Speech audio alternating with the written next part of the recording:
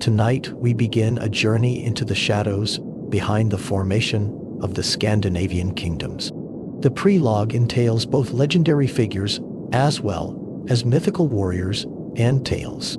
You might think that sitting on a throne makes you fearless, but what if I told you that the higher you climb, the more you have to lose? Stay with me, because what you're about to discover will change how you look at these far northern countries forever. So, before we dive deeper into tonight's story, I want to ask you something. If you're enjoying what you're hearing right now, mind hitting that subscribe button. And if you find this story interesting, maybe even drop a like. Maybe leave a comment telling me where you're listening from or what time it is where you are right now. Are you in bed on a night drive? I genuinely want to know. Your support means the world, and it helps me keep bringing you these stories every night. All right, now, dim those lights. Let the world outside fade away, and let's step back in time together. Here's something they don't teach you in history class.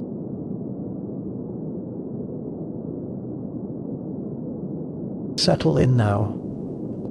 Let the weight of your day drift away. Pull your blankets a little closer.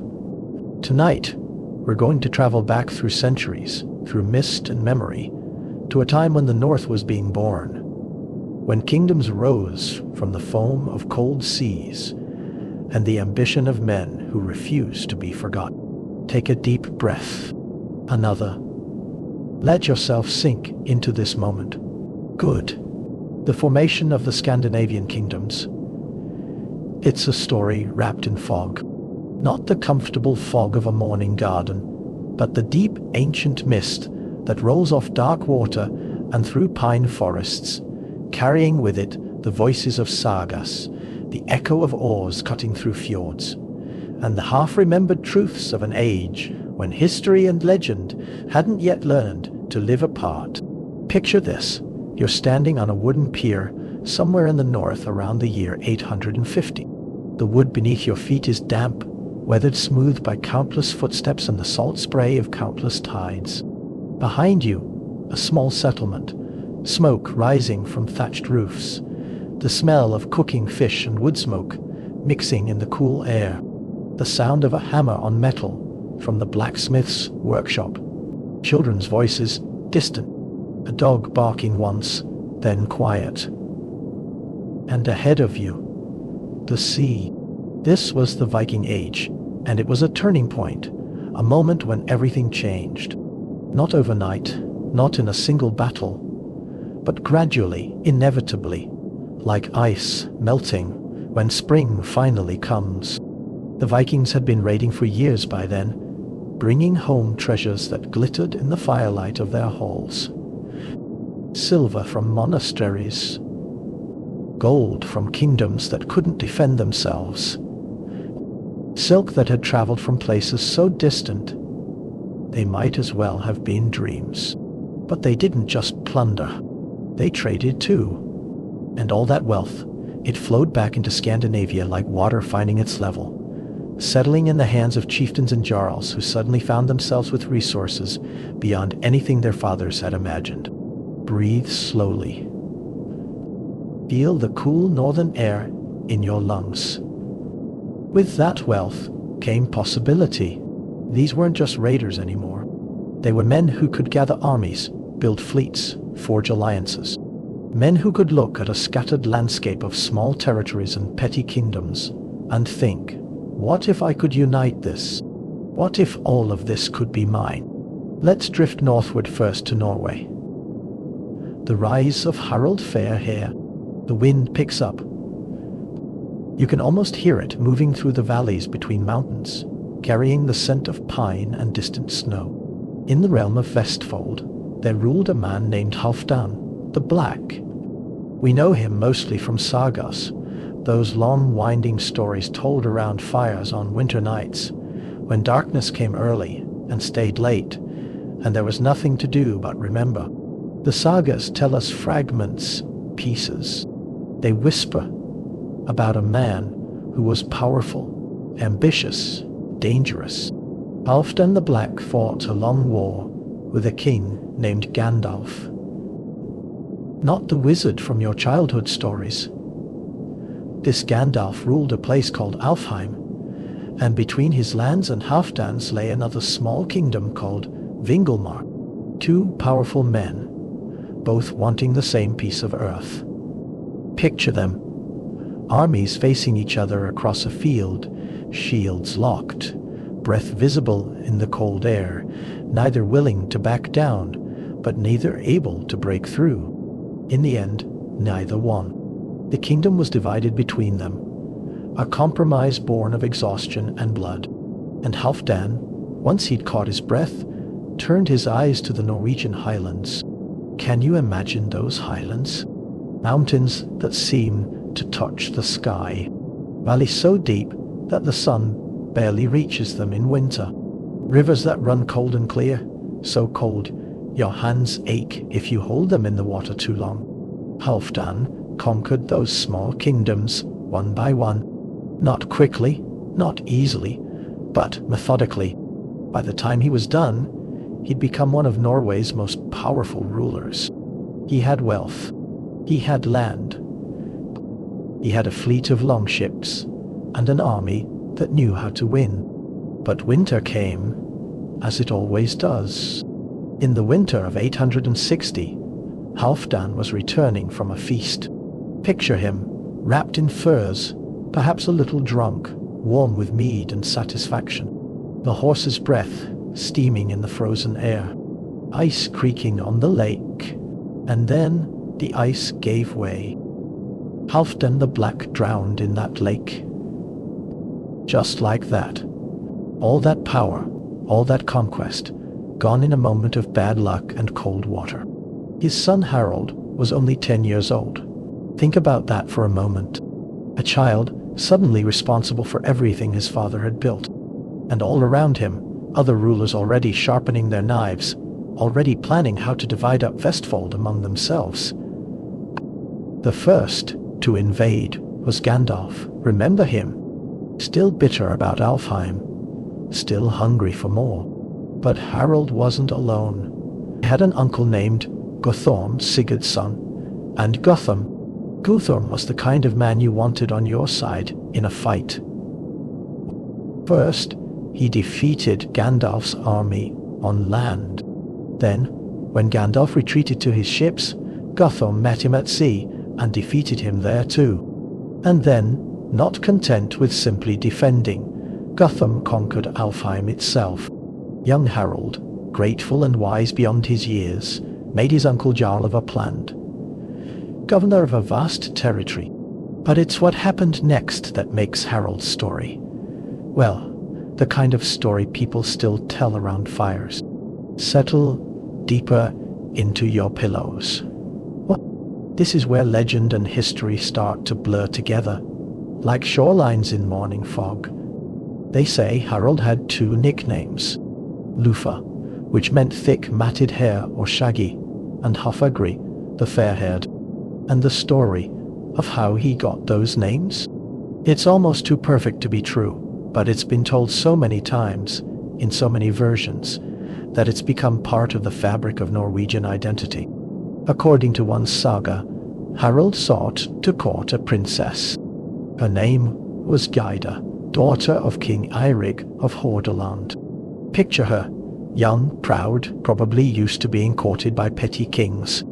And Harald was just another petty king at this point. Despite his victories, she refused him. And not politely. She called him exactly what he was. A petty king, ruler of a small realm, in a land fragmented into dozens of small realms. Some men would have been angry. Harald made a vow. Can you hear him saying it? In a hall, lit by firelight, with his warriors around him, young and fierce and burning with ambition. He would not cut his hair until he'd united all of Norway under his rule. Until he was no longer a petty king, but the king, the only king that mattered. And so he became Lufa, the shaggy one, the unkempt one. His hair grew long and tangled as the years passed, and his conquests mounted. The sagas tell many versions of what happened next. They disagree on details. Some say he inherited the kingdom of Sogn from his maternal grandfather, Harald Goldenbeard. Others say it came through his half-brother, who died young. But they all agree on one thing. Harald Fairhair kept his word. Let your breathing slow. Imagine the years passing like seasons, each one bringing new battles, new territories, new oaths of loyalty. In 866, he conquered Värmland. In 870, he marched northward through Norway, through Trøndelag, Jämtland, Namdalen, and Epilog. These weren't easy conquests. This was rough country, ruled by men who'd built their power carefully over generations. But Harald was clever. Instead of approaching by sea, as everyone expected, he took his army overland through the mountains. Picture that journey. Warriors trudging through narrow passes, the wind howling, snow starting to fall. The kind of journey that tests men's resolve. When he came down out of those mountains, he caught King Gryting completely by surprise at the Battle of Orkdal. Gryting was powerful, one of the most formidable rulers in the north. But Harald defeated him. When word spread, by the time Harald reached Namdalen, King Olaf didn't even try to fight. He took his own life rather than face Harald in battle. Imagine the weight of that decision. The loneliness of it. The region surrendered, some through force, some through diplomacy. Harald understood that you didn't have to defeat everyone in battle if you could make them believe defeat was inevitable. And then there was Jarl Hakon, the old ruler of the Trondheim fjord. Here the saga split again, offering us two different paths through the same forest. One version says Harald tried to defeat Hakon in battle and failed. Hakon was too strong, too well entrenched. So Harald, pragmatic as always, made him an ally instead. He married Hakon's daughter. Imagine the wedding. The great hall filled with both sides eyeing each other warily, peace sealed with vows and mead. He gifted Hakon land and appointed him Ladjarl, governor of the north. But another version, softer, perhaps more flattering to both men, says Harald never tried to fight Hakon at all. He simply recognized the Jarl's wisdom and generosity and immediately made him Ladjarl, valuing his counsel over his defeat. Which version is true? We'll never know. But both tell us something important. Harald knew when to fight and when to forge alliances. Your eyelids are growing heavy. That's good. Let them close if they want to. You can still listen in the darkness. Around the same time, Harald had a conflict with another Jarl, Atli the Slender, governor under the King of Sogn. And here again, the sagas can't agree on who Atli really was. One version paints him as harsh, a man who withheld royal taxes, who put his own interests above his king's. The other describes him as just and protective, a ruler who defended his people when Harald's warriors started looting and pillaging. What we know for certain is this. Harald asked Hakon the Old to deal with Atli, and both Jarls died in the battle that followed. Two powerful men, both gone. The smell of blood and smoke. And Harald, inheriting not just territory, but Hakon's fleet. With that fleet, Harald continued his conquests. In the Mur region, he faced combined local armies, multiple kingdoms banding together because they finally understood the threat he posed. He defeated them in 2 battles near the island of Solsnes. The conquered lands went to Jarl Rognvald, the powerful. And Harald married Rogmuld's sister, binding another powerful family to his cause. From then on, Harald, still shaggy, still unkempt, still Lufa, ruled from the river Elva to Finnmark. He was no longer a petty king, but word of his power had spread, and power, like blood in the water, attracts predators. The fire in the hearth burns lower now, embers glowing in the darkness. King Eirik of Hordaland, remember him? Father of Gyda, the princess who'd rejected Harald all those years ago. He began raising forces. Other rulers joined him: Kjotve the Rich of Agder, King Sulk of Rogaland, and the Jarls of Telemark, two brothers named Godechada and Grold Raigi. Harald learned of this gathering storm, and in 872 he marched to meet it. The Battle of Hafrsfjord was fought at sea, longships crashing together, shields splintering, the water turning red. Can you hear it?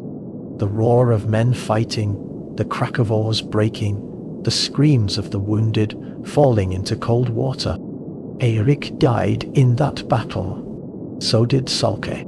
Kjotve fled, but would never threaten Harald again. Harald had triumphed. After 10 years of warfare, of living up to a vow made to an arrogant princess, he had done it. He was the first king of a united Norway. And finally, he cut his hair. From Lufa, the shaggy one, he became Hafagri, Harald Fairhair. Let that image settle in your mind as you drift. A man running his hand through newly cut hair, feeling the weight of his vow lifted, looking out over a kingdom that was finally, truly his. According to the sagas, Harald Fairhair ruled Norway for 60 years after that victory. 60 years.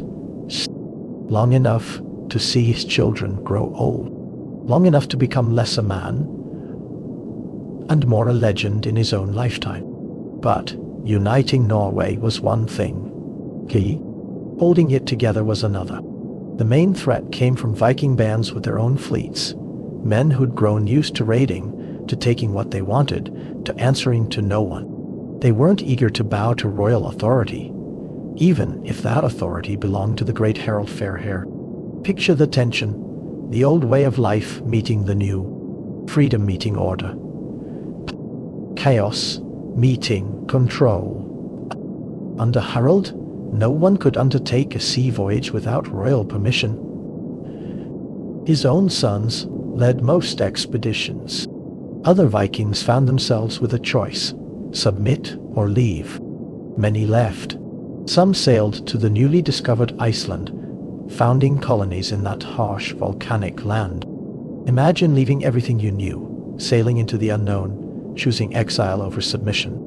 Others fled to the British Isles or to the Viking-ruled territories there, and from those distant shores they continued their raids, not just against foreign lands anymore, but against Norway itself. Harald Fairhair wasn't about to let that stand. In 875, he assembled a fleet and led a campaign against the Danelaw, plundering the Viking territories in Britain. Meanwhile, his ally Jarl Rognvald, the powerful, conquered the minor islands to the north and west and was appointed governor. Rognvald's descendants would become the ruling dynasty of those island kingdoms, formerly part of Norway but acting, in practice, as separate realms. Boundaries of power are always more complicated than they seem. According to folklore, Harald Fairhair had 20 sons. 20. Whether they were all truly his, or whether some were later claimed as his descendants to strengthen royal bloodlines, we'll never know. But among them, one stands out in the sagas like a bloodstain on snow: Eric Bloodaxe. Even his name tells you what kind of man he was. In his youth, Eric raided the Baltic and North Sea coasts, earning a reputation as ruthless and successful. When his father died, Eric inherited the crown, and as king, he proved even crueler than as a raider.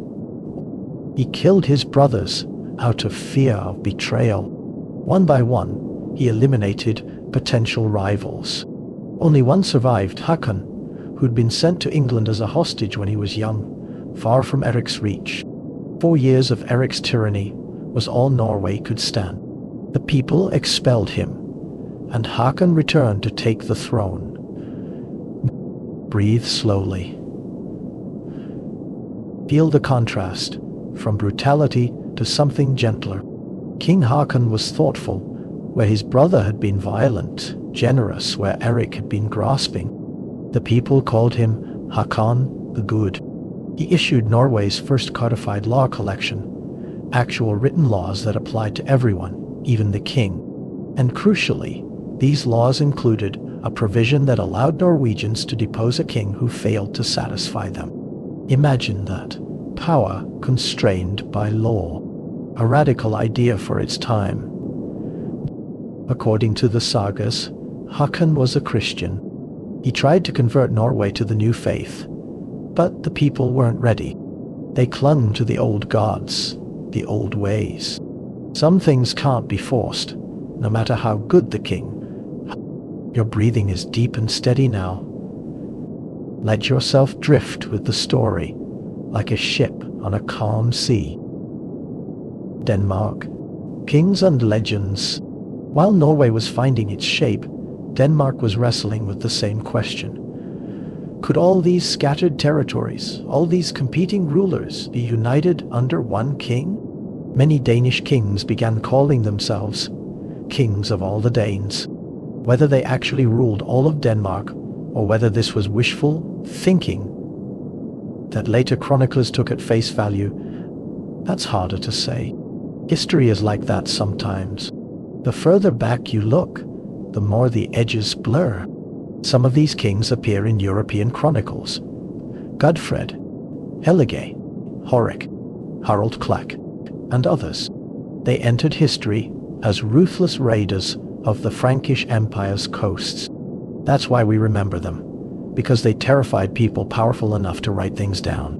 But the most famous of all legendary Danish kings was Ragnar Lodbrok. Say his name slowly. Ragnar Lodbrok. It sounds like something from a saga, because it is. Ragnar raided England. He raided Francia. He laid siege to Paris itself. His fame in Scandinavia was so immense that nearly every king wished to claim descent from him. Even Harald Fairhair, according to some sagas, was considered his descendant. Everyone wants to be connected to greatness, to be part of a story larger than themselves. Among those who claimed descent from Ragnar was a semi-legendary king named Canut. The sagas say he was descended through Ragnar's son, Sigurd, Snake in the Eye. Even the names in these stories carry weight, carry meaning. In his youth, Harald lost his ancestral lands to a Swedish Viking named Olaf. The young king went into exile in Norway, carrying nothing but his claim to a throne he no longer possessed. But around the year 917, he returned to Denmark. He served under King Sigtrygg, who ruled northern Jutland. But almost immediately, because ambition doesn't sleep, doesn't wait for the right moment, Harald rose in rebellion, took Sigtrygg's territories, and settled in Jelling. For 30 years he ruled from Jelling, and in doing so, he founded the Knitlinga dynasty. Dynasties by bloodlines. The threads that would weave through Scandinavian history for centuries to come. Harald's son was Gorm the Old, and with Gorm, we step from the realm of pure legend into something more solid. Because Gorm did something remarkable. He erected a runestone in memory of his wife after her death. Picture it, a tall stone carved with runes that catch the light, standing in the landscape as a testament to love and loss. That stone still exists. You could go touch it today if you wanted. That runestone is one of the key pieces of evidence confirming Gorm's real historical existence. He wasn't just a character in a saga. He was a man who lived and loved and grieved. Gorm continued his father's legacy of conquest, and unexpectedly, he received help from an unlikely source, the German King Henry the Fowler. Sometimes, alliances form from strange necessities. In 934, Henry invaded Denmark and defeated King Knupa son of that same Olaf who'd driven Hardrada into exile years before. The Battle of Hedeby weakened Knupa, badly enough that Gorm was able to drive him out of Jutland entirely. From then on, Gorm ruled jointly with his son, Harald Bluetooth. Yes, Bluetooth, the same name your wireless devices use today, though the connection is more poetic than technical. While Gorm held the Heartland, Harald commanded his father's forces and conquered not just the Danish islands, but also the province of Scania. Together, father and son, they became kings of all Denmark. Not in name only this time, but in fact. Even then, Harald leaned toward Christianity. He allowed churches to be built in his lands, strange wooden structures with crosses instead of carved dragons, bells instead of war horns. The old religion and the new existing side by side, sometimes peacefully, sometimes not. Your eyes are closed. The darkness behind your eyelids is comfortable, safe. In the year 965, Harald Bluetooth took a momentous step. He baptized his kingdom. The reasons why, well, the sagas offer different explanations, because they always do. One legend says he did it to avoid giving German Emperor Otto the Great a reason for war. Christianity was spreading, and a pagan kingdom looked like a tempting target for a Christian emperor who wanted to save souls and gain territory. Another version says it happened after Otto invaded anyway, and the Danes lost Hedeby, their wealthy, crucial port. Baptism as the price of peace. But there's also a tale about a missionary named Poppo. According to this story, Poppo convinced Harald to convert by holding red-hot iron in his hands without being harmed. A miracle, proof of God's power. Which version is true? Maybe all of them contain pieces of truth. Maybe none do. But Denmark became Christian, and that changed everything. Harald Bluetooth also had ambitions beyond Denmark. His eyes turned northward to Norway. In 961, he gave troops to Harald Greycloak, son of that same Erik Bloodaxe, who'd been expelled from Norway years before. With Danish support, Harald Greycloak returned to reclaim what he saw as his birthright. And, at the Battle of Fitjar, Harald Greycloak and his brothers faced their uncle, Håkon the Good. Picture it, nephew against uncle, the throne of Norway at stake. Håkon died in that battle, and Harald Greycloak became the new ruler of Norway. But Harald Bluetooth wasn't finished weaving his web. He managed to win over Jarl Håkon Sigurdsson, whose father had been burned alive by Harald Greycloak. Imagine carrying that hatred, that need for vengeance.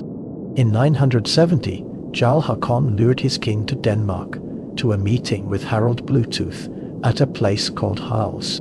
There, away from his supporters, away from his guards, the Norwegian king was killed. Norway was divided. Harald Bluetooth took the lands of Viking for himself. The rest went to Håkon Sigurdsson, who ruled as a tributary, paying homage to the Danish king. Power flowing like water, finding new channels, never quite settling. Harald Bluetooth tried several times to retake Hedeby from the Germans. In 974, he actually managed to capture it. But when Emperor Otto II launched a campaign, the Germans retook the city and plundered all of Jutland. The Danes could only reclaim their wealthy port in 983, when German control weakened due to a revolt of the Palabian Slavs. Even kings are subject to forces beyond their control. Even the powerful are sometimes helpless. Sweden, the victorious king. Drift northward with me now. Feel the story pulling us to Sweden. In 985, Harald Bluetooth tried the same tactic that had worked so well with Norway. He gave refuge to Styrbjörn, the strong nephew of the Swedish king Erik, and provided him with troops to fight his uncle. King Eric was a renowned warrior. The sagas claimed he was descended from the semi-legendary Viking Bjorn Ironside, and Eric met the Danish-backed army on the plain near Uppsala, the Fyrisvellir plain. Uppsala, the ancient capital, the heart of Swedish power. Picture the plain stretching away, two armies facing each other, the fate of Sweden hanging in the balance.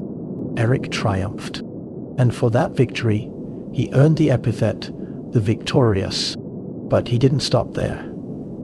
He extended his power southward by conquering the land of the Geats, Götaland, becoming the first Swedish king to rule both the Swedes and the Geats.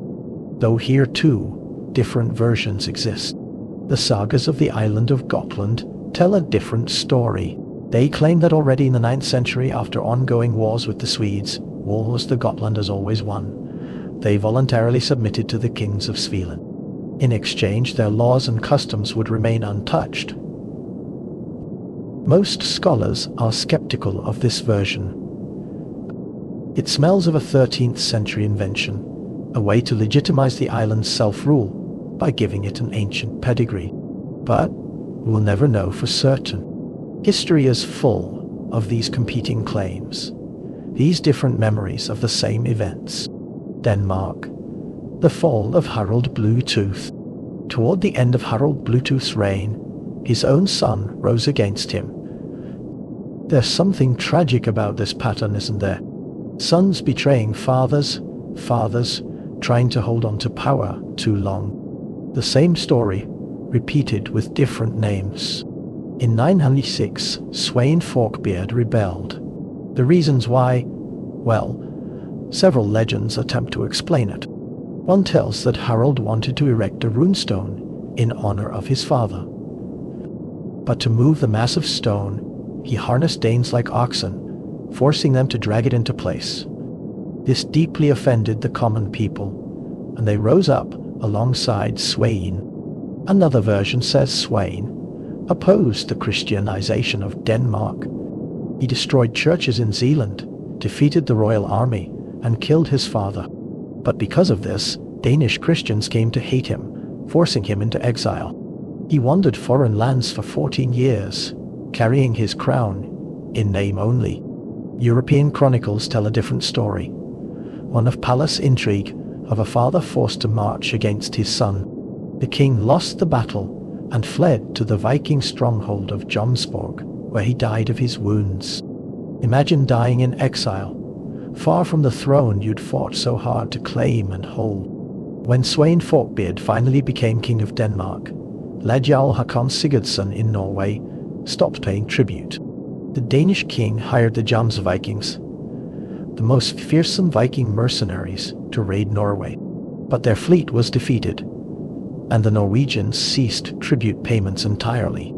Indians claimed not with declarations but with defiance. In 994, Swedish king Erik the Victorious invaded Denmark. This time, Sweyn simply waited. He waited for Erik to grow old, to die.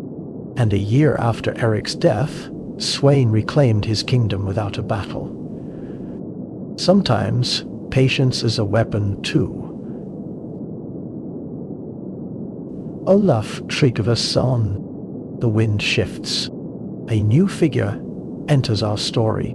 Olaf Tryggvesson was the great-grandson of Harald Fairhair, but in 963, when he was born, he spent his youth in exile far from Norway. First he lived in Ruses in the east, where Scandinavian adventurers had carved out territories along the great rivers.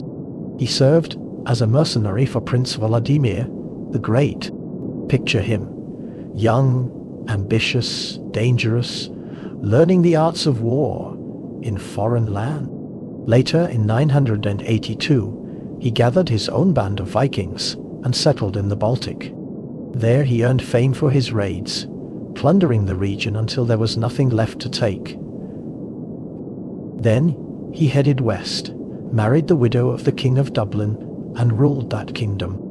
When rumors of Olaf Tryggvesson reached Norway, Jarl Håkon Sigurdsson, the same Håkon who'd helped kill Harald Greycloak years before, sent a spy to assassinate him.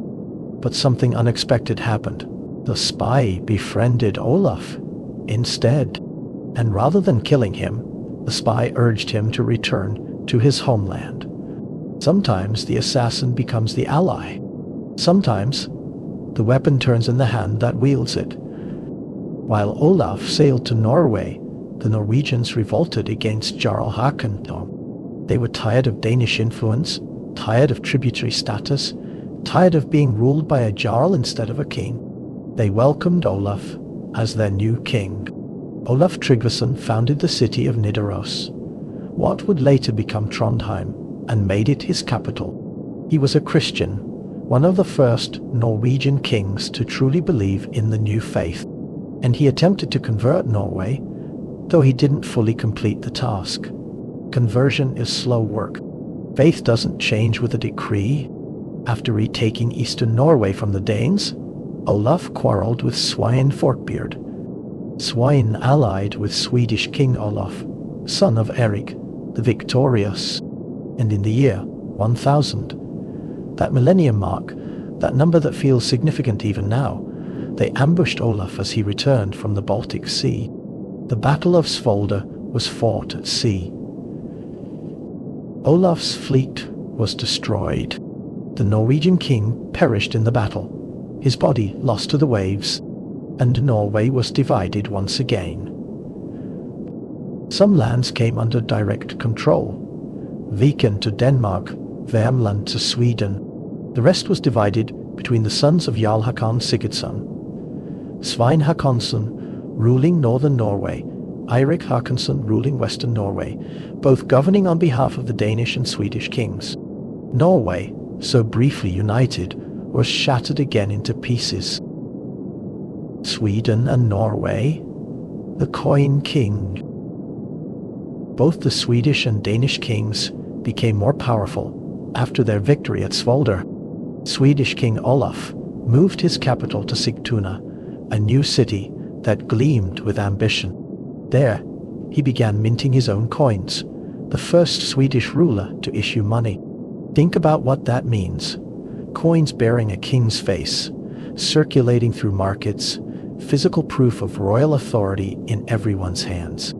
Olaf collected taxes in these metal coins. The Swedes nicknamed him Skötekonung because coins were commonly carried in a pocket called sköti in Old Swedish. Skötekonung, the coin king, the king of the pocket. Olaf also became the first Christian king of Sweden and began introducing the new religion in his lands. But paganism was deeply rooted. Even by the end of the 11th century, pagans remained a significant political force in Sweden. The old gods die slowly in the north. Meanwhile, Svein Forkbeard, whose sister had been killed in England, set out to conquer the island kingdom. The conquest dragged on for years. It was his son Canut who finally brought it to an end in 1016. For his victories, Canut earned the epithet the Great. While Canut fought in England, Denmark was ruled by his younger brother, Harald II. But in 1018, Harald died under mysterious circumstances. Mysterious, that word the chronicles use when they suspect murder, but can't prove it. Denmark passed to Canut the Great, and soon his eyes would turn to Norway too. Norway and Denmark, the making of a saint.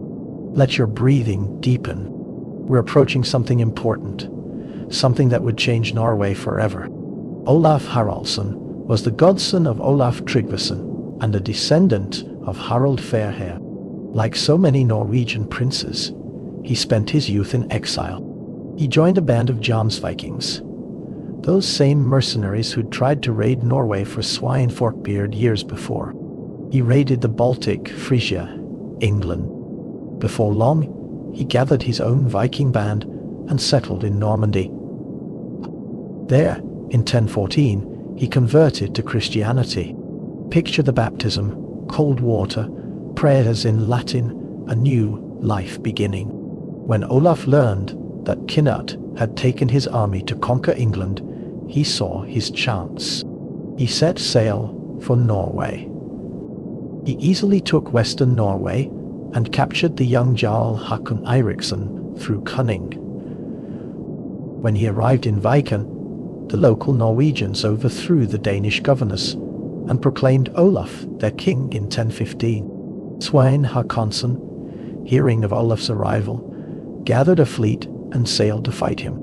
At the Battle of Nesjar in 1016, Svein was defeated and fled Norway. The entire kingdom came under Olaf's control. To strengthen his power, Olaf made peace with Swedish king Olof Skötekonung. This peace was meant to be sealed by marriage. Olaf would marry the Swedish princess Ingigerd. But Ingigerd was instead married to Yaroslav, the Wise of Rus. Political marriages are always complicated, always tangled in obligations and ambitions beyond the couple themselves. To maintain the peace, Skötekonung gave Olaf his illegitimate daughter in marriage instead. Sweden and Norway secured peace in 1019. Peace. For a little while, at least. Olaf was a zealous Christian. He promoted the faith both peacefully and by force. And that force, that was a problem. The Norwegian nobility opposed his coercion. They appealed to the Danish king Canut for help. In 26, Canut led a fleet and defeated the combined Norwegian-Swedish fleet at the mouth of the Helge River. Olaf fled to Rusis, and by 1028, Canut had conquered all of Norway. But Canut was pragmatic. He didn't impose the Christian faith. Norway remained largely pagan under his rule. Olaf wasn't done yet.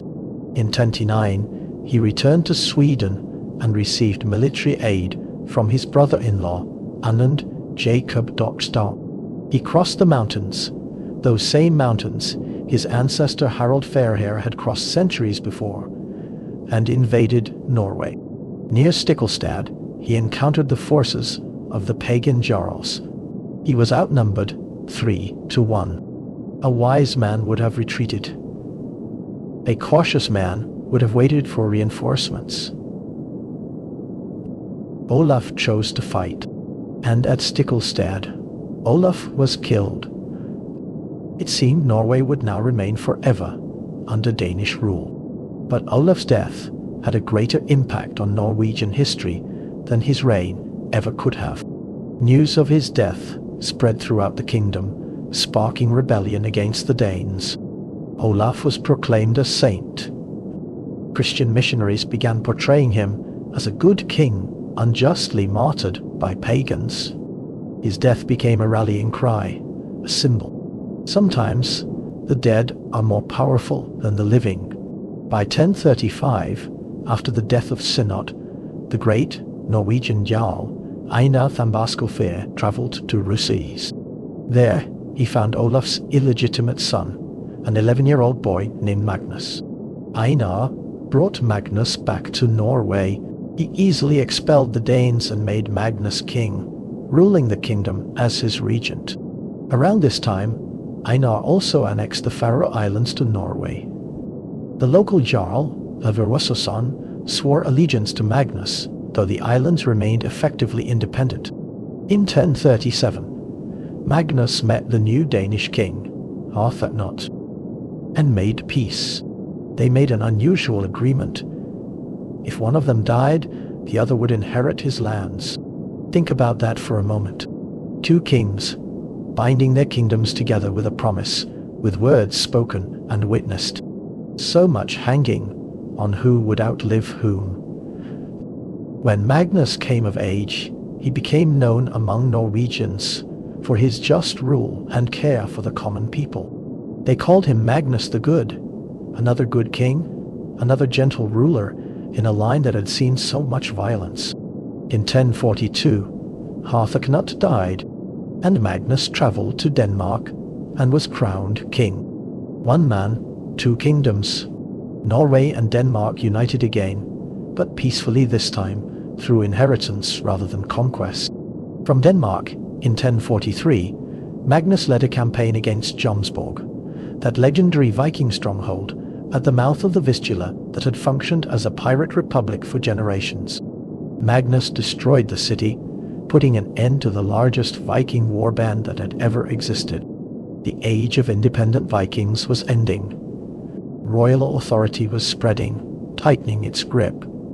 That same year, the Polabian Slavs invaded Denmark to plunder the kingdom, but Magnus defeated them at the Battle of Lyrskov Heath. Later, he sent letters to the English king, threatening to invade England, which he considered his rightful domain, inherited in his mind through his father's connection to Canut the Great. But England would never be his. There was a man named Svein Estridsson, nephew of Canut the Great. At first, he recognized Magnus the Good as his king. But soon, because ambition doesn't stay quiet for long, he raised a rebellion. He lost. He tried again, lost again. Each time, he was forced to flee to Sweden, licking his wounds, gathering his strength. And in Sweden, he found an unexpected ally, Magnus's uncle, Harald Sigurdsson. Listen to this story. It's worth hearing. Harald Hardrada, the wanderer, returns. After the defeat of St. Olaf at Stiklestad, his half-brother Harald, just a young man then, fled from Norway in 1030. At first, he found refuge in Ruses and became a mercenary in 1031. But Harald was ambitious. He courted the daughter of Prince Yaroslav the Wise. When he was rejected, he quarreled with Yaroslav and sailed to Byzantium in 1035. Constantinople, the greatest city in the Christian world, where marble gleamed and churches soared, where emperors ruled from golden thrones. There, Harald served in the Varangian Guard, the most renowned troops of the empire, elite warriors drawn from the Norse lands. Harald distinguished himself in many battles. He rose through the ranks. For a time, he even commanded the guard. Picture him, battle-hardened, wealthy beyond measure from Byzantine gold, carrying himself like a man who'd seen the greatest city in the world, and was no longer impressed by petty northern kingdoms. In 1043, with great treasures, he returned to Russes and finally married Yaroslav's daughter. After a failed campaign against Byzantium, he sailed to Scandinavia, ready to reclaim what he saw as his birthright. He joined forces with Svein Estridsson and began warring against Magnus the Good. Magnus, in an attempt to win over his uncle, made peace with him and agreed to divide Norway. His longtime ally, Einar Thambarskolfer, the same man who'd brought Magnus back from Russ as a boy, advised against it. Old men often see dangers that young men ignore. Already the next year, in 1047, King Magnus died under mysterious circumstances. According to legend, he fell from a horse that got scared of a hare. A hare. Such a small thing to topple a king. But maybe it wasn't a hare at all. Maybe that's just what people said. Soon after Magnus's death, Harald arranged the murder of Einar Thambarskolfer while he was hunting. With Einar gone, Harald took control over all of Norway. Einar's death sparked a rebellion among the Norwegians. But Harald brutally suppressed it in 1050. During his reign, Harald became known for intrigues, cruelty, and tyranny. They called him Hardrada, stern or harsh. The name fit him like his armor. He moved the capital of Norway to the newly built Oslo in 1048, and from there he ruled with an iron hand. Feel the weight of that rule, the fear that must have hung over Norway like winter darkness that comes early and stays late. While Harald was securing control over Norway, Svein Estridsson took over Denmark and made it independent from Norway. This displeased Harald greatly. Citing Magnus's legacy, he laid claim to the Danish throne. In 1050, Harald went to Denmark and destroyed the city of Hedeby. that wealthy port that had changed hands so many times over the centuries. On his way back, he plundered Aarhus as well. And after that, Harald repeatedly raided Denmark, burning and pillaging like the Vikings of old, as if the age of raids had never ended. But Sweyn wouldn't bow, wouldn't submit, wouldn't give Harald the satisfaction of surrender. During one of these plundering campaigns, on his way home, Harald Hardrada met Sweyn near the mouth of the Nisa River. Over 400 longships took part in the battle. 400. Try to picture it. That many ships, that many men, the sea churning with oars and blood, the air filled with war cries and the clash of weapons. It became one of the largest battles in Scandinavian history, and it ended in victory for the Norwegian king. Sweyn narrowly escaped, fleeing the battle. But despite Sweyn Estrithson's defeat, the Danes did not want the cruel Harald as their king. None of the Danish jarls swore allegiance to the Norwegian king. Moreover, an influential Norwegian jarl named Hakon Ivarsson rose in rebellion against Harald. But in a battle near Lake Vänern in 1063, he was defeated and fled first to Sweden and then to Denmark, where he served under King Sweyn. Even Harald's own nobles were turning against him. The war exhausted both kingdoms. In 1064, Harald and Sweyn agreed to a truce. But Harald, bitter about Jarl Hakon Ivarsson's betrayal, attacked his former jarl's lands in Viken and Uppland. After this, Harald often used terror against his own subjects. The iron hand grew heavier, the grip tighter. This is what tyranny looks like. A ruler so afraid of losing power that he crushes anyone who might threaten it, until fear becomes the only thing holding his kingdom together. The last great Viking. In 1066, Harald Hardrada set out on a campaign to England, seeking to claim its crown. 1066. That year when everything changed, when the Viking Age truly ended, when 3 great battles in England decided the fate of kingdoms. But the Norwegians suffered a crushing defeat at the Battle of Stamford Bridge. There, Harald Hardrada himself was killed, struck down far from home, his dreams of English conquest dying with him. His son Olaf, who did not participate in the battle, survived and returned to Norway, becoming king. At first, he ruled together with his younger brother, Magnus II. From 1069, he ruled alone. And unlike his father, Olaf chose a different path entirely. Olaf chose peace. He carried out reforms. He developed trade. He introduced new laws that were fair, that considered the welfare of common people, not just the power of the throne. For this, they called him Olaf the Peaceful. After so much violence, so much bloodshed, finally, a king who chose peace. Denmark, the sons of Sweyn. Sweyn, Estrithson's reign, was also relatively peaceful. Now, Denmark no longer waged wars of conquest, though Sweyn often sent troops to aid his allies. Flanders, England, the Lutetia tribes.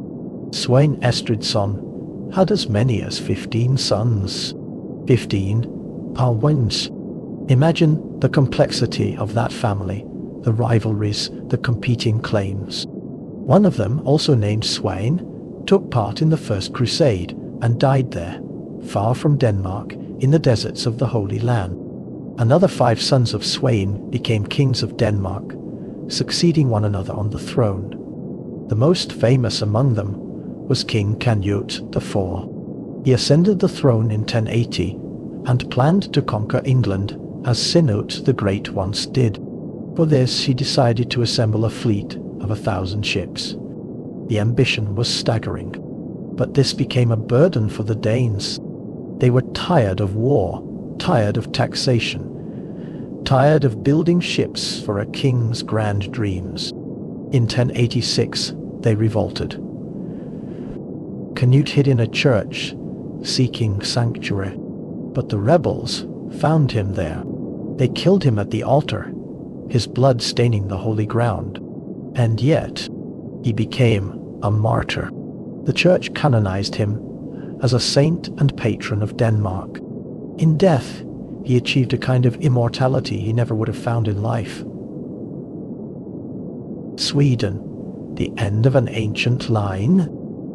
Drift northward with me one more time to Sweden, where the old ways were dying slowly. While Harald Hardrada and Svein Estridsson were at war with each other, in Sweden, King Anand Jacob died childless in 1050.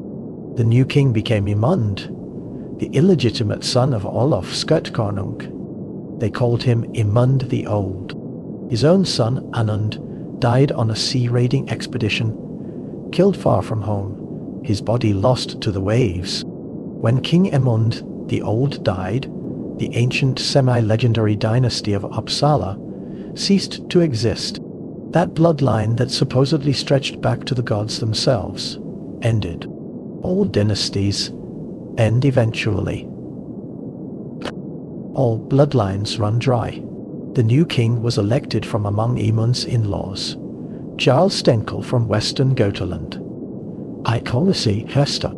According to legend, like the Norwegian kings, he was a descendant of Harald Fairhair and belonged to the semi-legendary Yngling dynasty. Everyone wanted to be connected to the great bloodlines, to claim descent from legendary kings.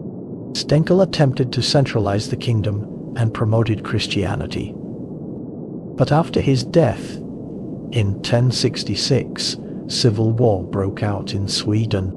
Many self-proclaimed kings emerged, men who wanted to restore paganism, to bring back the old gods, to return to the ways of their fathers.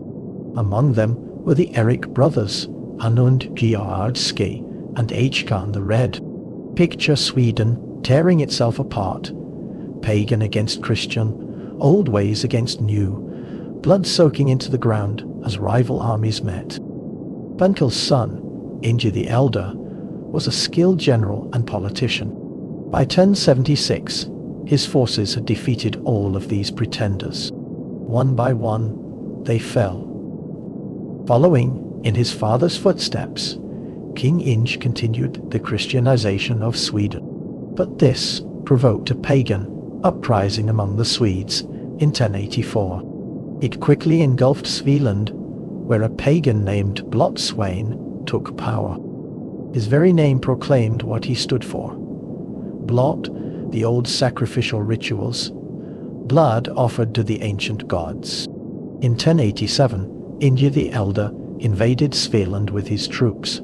He surrounded Blotswain in his own house, and there they burned it down with Blotswain inside. Fire, the old punishment, the final argument.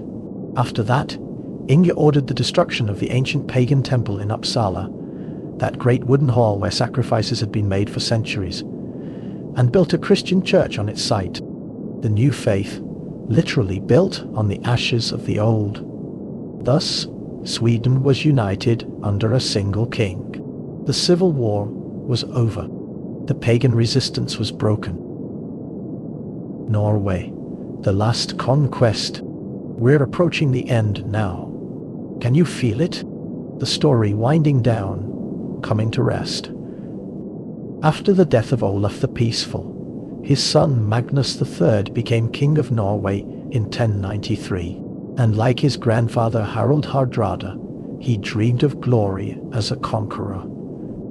After suppressing another revolt by Norwegian Jarls in 1095, because there were always Jarls who wanted more power, always nobles who thought they could rule better, Magnus assembled an army for a campaign. In 1097, Magnus III set off to conquer the Kingdom of the Isles, lands ruled by Scandinavian settlers, for whom the Viking Age had not yet ended. Out there, on those distant islands between Scotland and Ireland, men still lived by the old ways, raiding and trading, answering to no king. Within a year, Magnus III subdued these islands one by one. In 1098, he forced the Scottish king to abandon claims to these islands. Imagine those negotiations, two kings meeting, probably on a windswept beach, with the sea crashing behind them, deciding the fates of islands and the people who lived there.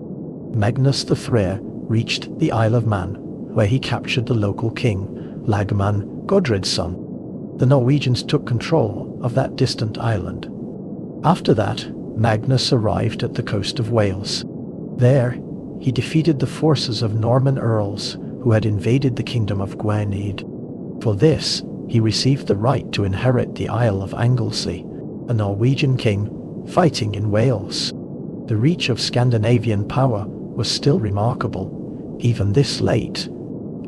Upon returning home, Magnus started a war with the Swedish king, Inge the Elder, in the effort of fighting over borderlands.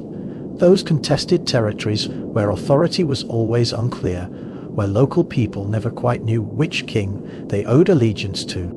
The war didn't change the balance of power. Neither side could win decisively. A year later, the Danish king Erik the Good proposed to act as a mediator in negotiations. Erik the Good, another good king. Maybe they were learning, these Scandinavian rulers, that goodness could be a form of power too.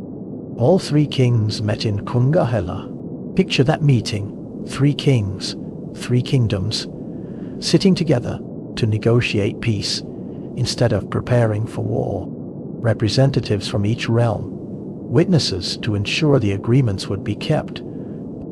At this meeting, peace was concluded among the Scandinavian kingdoms. The borders of the three states were recognized. Lines drawn on maps, boundaries agreed upon, territories settled. Thus, these three kingdoms appeared on the map of Europe: Norway, Denmark, Sweden. Not as legends anymore. Not as semi-mythical realms ruled by descendants of gods and heroes, but as actual kingdoms with defined borders recognized by each other and by the wider world. Wars still awaited them, civil wars and conflicts with each other. They would unite and separate again. Dynasties would rise and fall. Kings would be crowned and killed, praised and cursed, but they would no longer disappear from the historical map. The age of formation was over. The age of kingdoms had begun. Epilog. Settling into history. Your breathing is slow and deep now. The story has carried you through centuries, through battles and betrayals, through the rise and fall of kings, whose names echo down to us through time. From Harald Fairhair's vow to a proud princess, to the meeting at Kungahella where three kings made peace. This is how the North took shape, how chaos became order, how raiders became rulers, how legend became history. The Scandinavian kingdoms emerged from an age of transformation, the Viking Age, when men sailed to the edges of the known world and brought back more than just silver and gold. They brought back ideas, connections, a sense of themselves as part of something larger. And in that transformation, local chieftains and jarls became kings. Small territories became kingdoms. Fragmented lands became nations that would last 1,000 years and more.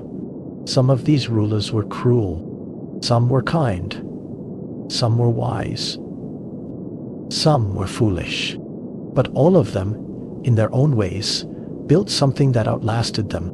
Harald Fairhair, keeping his vow until his hair was matted and wild, until he'd united Norway and could finally cut it.